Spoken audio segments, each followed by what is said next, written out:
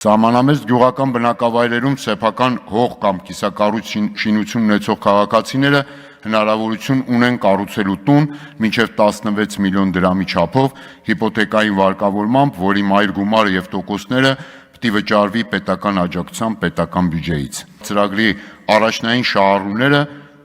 չեն կարողանում ստանալ պետական աջակցությունը։ Փոխարենը պարզվում է, որ ծրագրից օգտվում են այդ աջակցության կարիքը չունեցող եւ դրված նպատակին չհամապատասխանող քաղաքացիները։ Օրերս էլ մեր խմբակցության գործընկերների հետ այցելեցի Գեղարքունիքի մարզի սահմանամերձ բնակավայրեր։ Այս անգամ էլ Սոտք գյուղի բնակիչներն էին օբյեկտիվորեն եւ զայրացած բարձրաձայնում, որ չեն կարողացել օգտվել այս ծրագրից։ Իսկ ծրագրի աջակցությամբ գյուղում կառուցվող տների գերակշիռ մասը դառնալու են ամառանոցներ սեփականատերերի համար, որոնք ոչ միայն այդ